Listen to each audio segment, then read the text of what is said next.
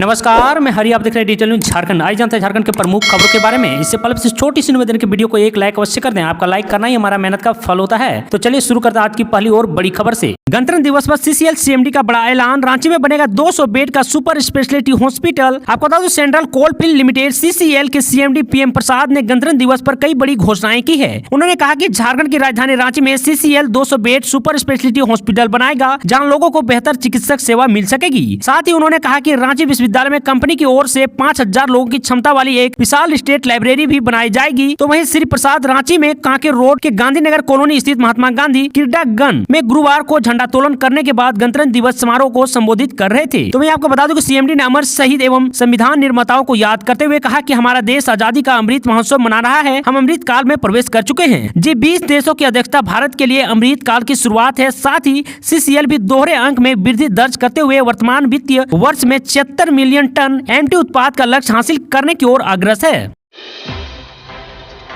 झारखंड में मोटे अनाज की खेती को मिलेगा बढ़ावा। आपको बता दूं, कृषि विभाग ने भारत सरकार के आदेश के आलोक में मोटे अनाज को बढ़ावा देने का निर्णय लिया है। बता दूं कि झारखंड में मोटे अनाज को बढ़ावा देने को लेकर कोई विशेष स्कीम नहीं है, लेकिन अब विभाग ने 10 करोड़ रुपए की योजना बनाई गई है। इसमें आने वाले सालों में झारखंड के विभिन्न जिलों में मोटे अनाज के उत्पाद को बढ़ावा देने की योजना तैयार की गई है। कृषि विभाग की इकाई समिति ने योजना तैयार की है। आपको बता दूं कि राज्य में मोटे अनाज को बढ़ावा देने की पूरी संभावना है। यहाँ पहले कई प्रकार के मोटे अनाज होते थे, तो इधर कृषि विभाग पिछले 2 सालों से अपने कार्यक्रम में मोटे अनाज के उत्पाद ही अतिथियों को परोसता है। कृषि विभाग की कार्यशाला में मडुआ की रोटी, मडुआ का पीठा, छिलका रोटी आदि परोस रहा है। बता दूं, कृषि विभाग मोटे अनाज की उपयोगिता और संभावना पर राज्य से लेकर प्रखंड स्तर सेमिनार का आयोजन करेगा। भारत सरकार 2023 को मिलिटेस ईयर के रूप में मना रहा है। इसको देखते हुए राज्य सरकार ने भी योजना तैयार की है। इसमें मोटे अनाज पर काम करने वाले विशेषज्ञों की राय भी ली जाएगी।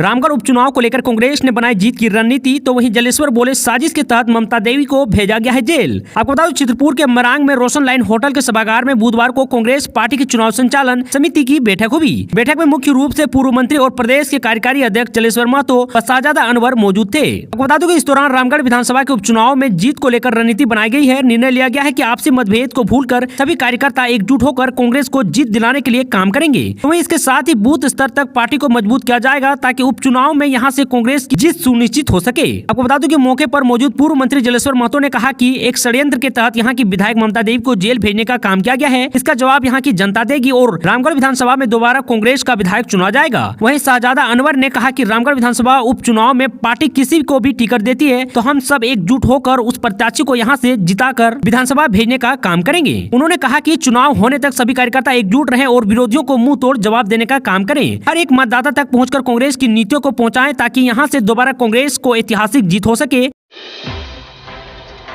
कोटा से 40% कम शराब बेच रही एजेंसियां, झारखंड सरकार को हो रही है घाटा। आपको बता दो, झारखंड में प्रतिदिन 15 करोड़ रुपए की शराब की बिक्री का लक्ष्य निर्धारित है, लेकिन निर्धारित कोटा से लगभग 60% तक ही शराब की बिक्री हो पा रही है। यानी कोटा से 40% कम शराब की बिक्री की जा रही है। इसका कारण निर्धारित लक्ष्य के अनुरूप राजस्व की प्राप्ति नहीं हो रही है। राज्य वर्तमान में प्रतिदिन औसत 9 से 10 करोड़ रुपए की शराब की बिक्री हो रही है। बता दो कि पिछले दिनों शराब के उठाव को लेकर भी पत्र जारी किया गया था। इससे इस बात की जानकारी सामने आई थी कि दुकानों के द्वारा निर्धारित कोटा के अनुरूप शराब का उठाव नहीं किया जा रहा है। यानी उठाव से लेकर शराब की बिक्री तक में बहुत अंतर है। तो वहीं आपको यह भी बता दूं कि नई उत्पाद नीति के तहत राज्य में शराब के थोक कारोबारी की जिम्मेदारी 5 कंपनियों को दी जा सकती है। वर्तमान में 2 निजी कंपनी के साथ साथ झारखंड राज्य ब्यूवरेज कॉर्पोरेशन लिमिटेड थोक में शराब बेच रही है। 2 और कंपनी के चयन के लिए टेंडर जारी किया गया था, लेकिन टेंडर जमा करने की अंतिम तिथि 24 जनवरी थी, लेकिन एक भी टेंडर जमा नहीं हुआ है।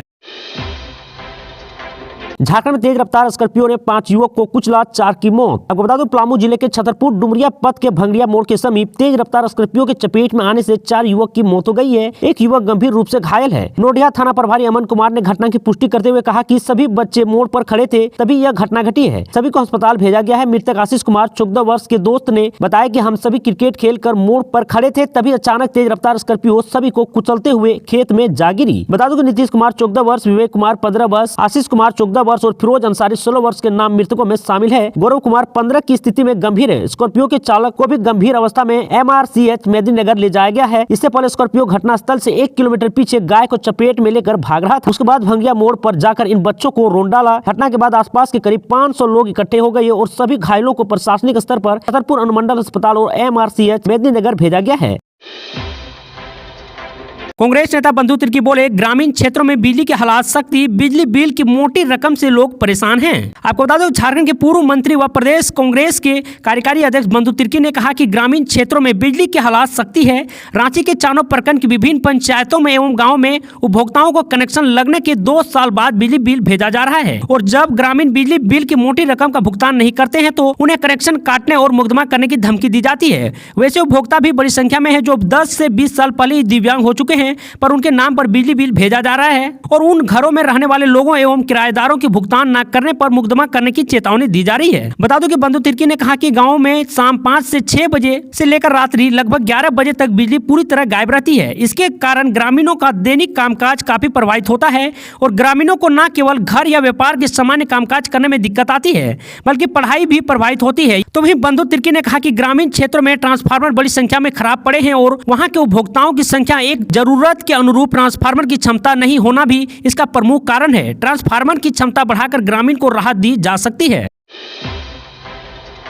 आमरण अनशन कर रहे स्वास्थ्य अनुबंध कर्मियों की तबीयत बिगड़ी, एक को जबरन अस्पताल ले जाया गया। आपको बता दें, झारखंड के अनुबंधित पारा चिकित्सक कर्मी संघ और झारखंड राज्य NRHM ANM GNM संघ के बैनर तले आंदोलन कर रहे कई स्वास्थ्य अनुबंध कर्मियों की तबीयत बिगड़ी। इनमें से एक को जबरन रिम्स में भर्ती कराया गया। उनके हालात बेहद गंभीर है। बीमार लोगों की जाँच के लिए पहुंची टीम ने महिला चिकित्सक कर्मी से आग्रह किया कि वह अस्पताल चले क्योंकि उनकी स्थिति बहुत ही खराब है, लेकिन वह अड़ गई और कहा कि अस्पताल नहीं जाएंगे। काफी जदोजहद के बाद महिला स्वास्थ्य अनुबंध कर्मी को महिला पुलिस की मदद से जबरन उठाकर अस्पताल ले जाया गया। आपको बता दूं कि इससे पहले डॉक्टर ने महिला चिकित्सक कर्मी को समझाने की भरपूर कोशिश की। डॉक्टर ने कहा कि जिंदा रहने के लिए जरूरी है कि उन्हें अस्पताल में ले जाया जाए। तो भी बाद में डॉक्टर ने वहां अनशन कर रही एक अन्य महिला अनुबंध कर्मियों से कहा कि इन्हें समझाएं, अगर वह नहीं मानेंगे तो फोर्स बुलाकर उन्हें जबरन ले जाया जाएगा। इसके बाद पारा मेडिकल स्टाफ ने एक सुर में कहा कि जब हमारी बातें नहीं सुनी जाएगी हम यहाँ से नहीं हिलेंगे, हम जाने दे देंगे लेकिन यहाँ से नहीं जाएंगे। ऐसे झारखंड की तमाम छोटी बड़ी खबरों को जानने के लिए चैनल को सब्सक्राइब अवश्य कर लें ताकि झारखंड की हर छोटी बड़ी खबर आप तक पहुंचा सके। आज के लिए इतना ही। जय हिंद, जय भारत, धन्यवाद।